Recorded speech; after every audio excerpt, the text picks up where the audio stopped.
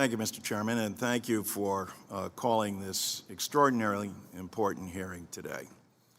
I also want to thank our colleagues, Terry Sewell, Stephen Horsford, and Mr. Gomez for their incredible contribution that they've made here. Also point out, as Representative Sewell said, our colleague, John Lewis, who, when looking at the issue of equity, said the next civil rights movement is going to be about Social Security and the inequity that exists in a program, well, that actually works. It's the government's #1 anti-poverty program for the elderly, and it's the #1 anti-poverty program for children. It also runs, Mr. Ortiz, at a 99% loss ratio in terms of its effectiveness and in terms of what it provides. So it's something that should be embraced. And yet it was Roosevelt, I think, that it seems that I want to emphasize this to our colleagues on the other side, talked about the vicissitudes of life. God bless people that are able to be entrepreneurs and are able to make it and are able to thrive in society. And we should be doing everything that we can to help and assist them. That goes without saying. But for way too many Americans, including 5 million Americans who receive below poverty level checks from their government after having worked and paid into a system, an earned benefit, not an entitlement, but an earned benefit. And yet, in the wealthiest nation in the world, they get below poverty level checks from their government. Now, that is government's fault.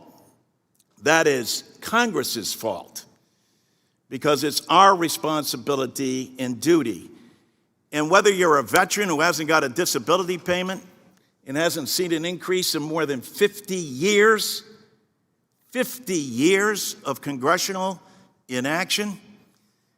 And when we look at who's hurt by these vicissitudes of life, I think as economists and everybody on both sides of this aisle knows, it has been people of color, and specifically women of color. So it's up to government to make that difference in chance. Ms.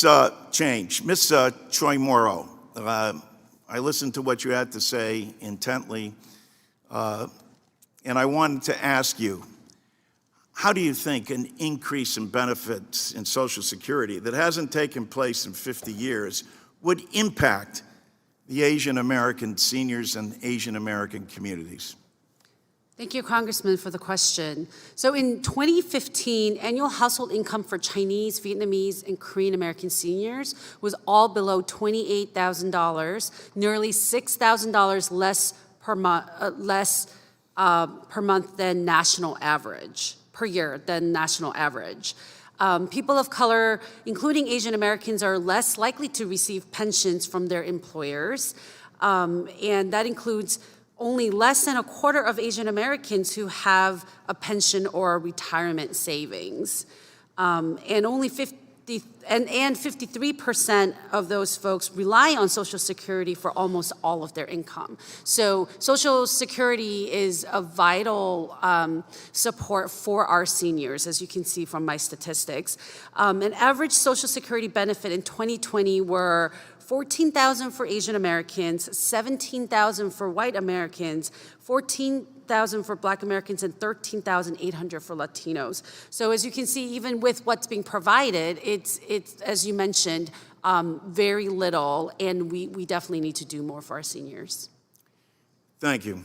Mr. Dawes, you also mentioned in your testimony about racial minorities have a high rate of mortality. Doesn't the fact of an increase in their Social Security survival and disability benefits help these communities? It absolutely does, Congressman. And I will add, though, that unfortunately, because of these social determinants of health that we've been talking about, too many African Americans, unfortunately, don't even live to the age where they can reap the benefits of this important social and economic policy. And so we do need to continue to hone in on those upstream determinants while we're bolstering Social Security for those who are able to. Thank the gentleman. Thank you.